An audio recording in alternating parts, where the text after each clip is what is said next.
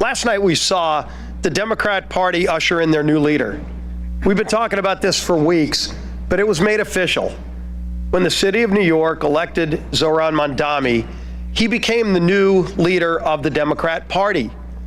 And while the Democrat Party had no problem making the shift to socialism, which they embraced wholeheartedly, led by Hakeem Jeffries and others here, America, mainstream Americans, blue dog Democrats across America have not embraced socialism. America is not a socialist nation.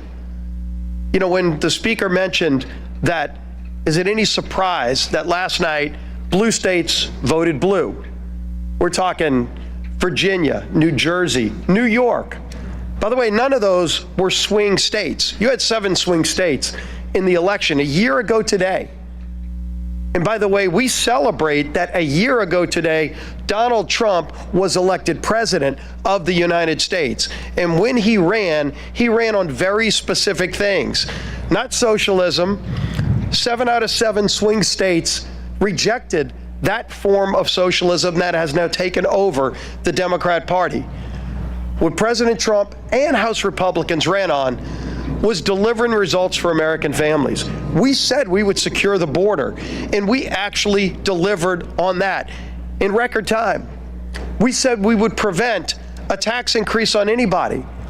Every American, no matter what income level you were at, you were facing a tax increase, in many cases a 30% or larger tax increase. We said we wouldn't do it. The Democrats bragged that they were going to raise your taxes. And the American people decided that, not New York City. The American people a year ago decided they didn't want a tax increase, and we followed through on that by preventing the largest tax increase on American families. Also by delivering no tax on tips, no tax on overtime for seniors, 85% of whom will not have to pay taxes on their Social Security income when you factor in the deduction. We delivered on that. Every Democrat, by the way, voted no, because Democrats don't want hardworking Americans to keep more of their money. They want socialism. And let's think about those hollow promises that Zohran Mamdani talked about last night. Can anybody wait to see what those free buses are going to look like? I'm sure they're going to be incredibly safe and clean when you ride the free buses. Can anybody wait to see what those government-run grocery stores are going to look like? Shelves unstocked, expired food. I'm sure the friendliness of those employees that are government employees at those grocery stores. That's what socialism does. Socialism always overpromises and underdelivers. But should we be surprised? That's what Democrats up here in Washington have been doing for years.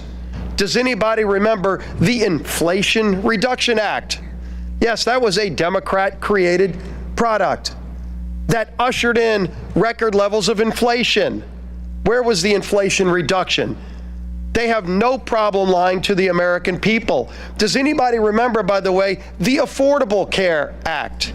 Yes, that was Democrats only creating current health care law. The law of the land in healthcare today is Democrat-only created Affordable Care Act. That's anything but affordable.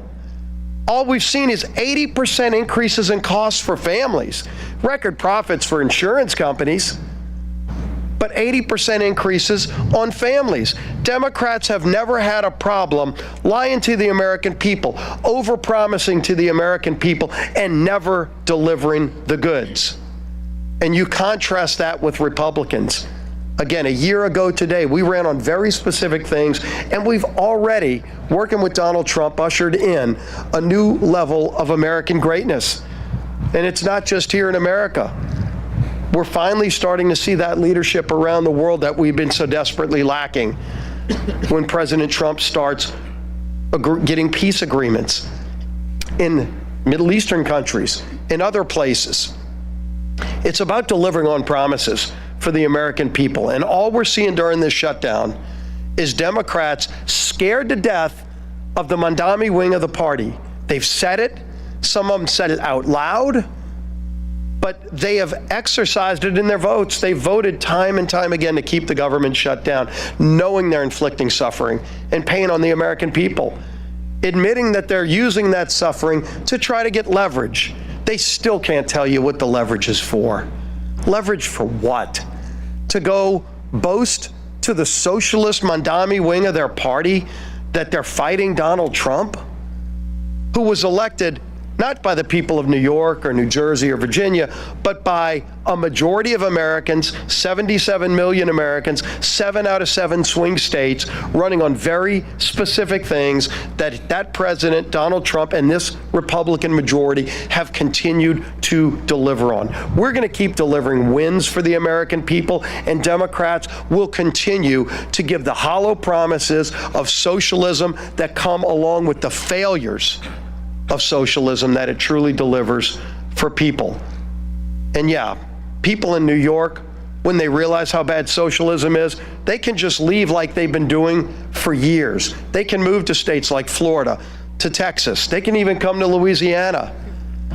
But if they ruin America, if they're able to take hold with socialism in America, where else are people going to go? There is no plan B to this great United States of America, and we're not going to let socialism take over in this great country. With that, I bring up our whip, Tom Emmer.